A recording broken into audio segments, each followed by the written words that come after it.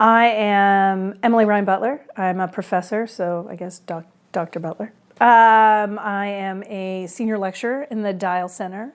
I'm also affiliate faculty in linguistics. That's what I'm an applied linguist in a communications department.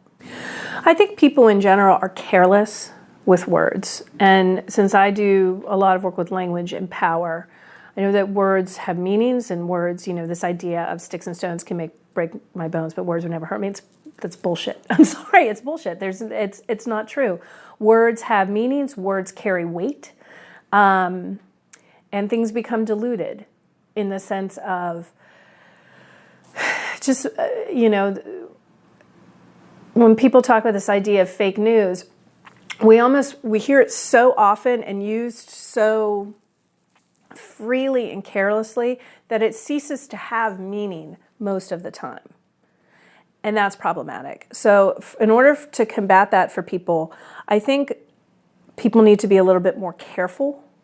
One of the good ways to do that is to use slightly different terminology rather than buying into and using the same metaphors or the same parameters that say have been co-opted by the right. So if they want to use the term fake news, fine, you've taken it, go with it.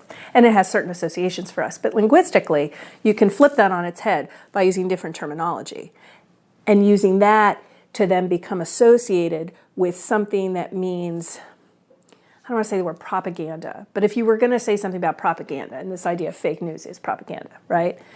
If you can get a term associated with a different way of thinking about the issue, you can control the narrative, right?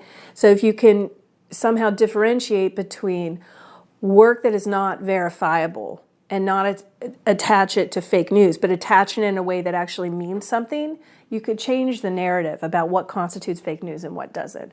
And then let the right or let certain extremist viewpoints keep the term fake news, because it's not going to mean anything anymore anyway. It's very similar to what President Obama did with Obamacare, right? At first, he really, really didn't like the idea of it being called Obamacare. It was pejorative.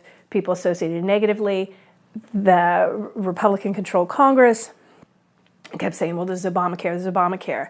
And after a certain while, when he saw that people were kind of maybe into this, he embraced it, and then he used it. And now it's a term used and embraced by the left, right? It's very similar. So if you can find terminology, you can change the narrative. And that's one way that you can combat it. Fake news is fascinating from a linguistics perspective. Just from, Donald Trump is extremely media savvy. He knows how to take a term and beat it like a dead horse.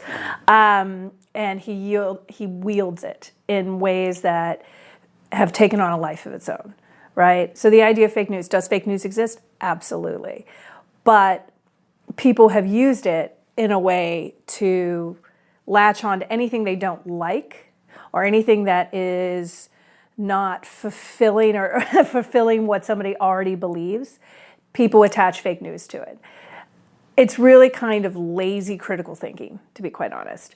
So, is there a problem with dissemination of fake news through Russia and other sources? Absolutely. My husband's a cybersecurity expert, so he deals with this all the time. But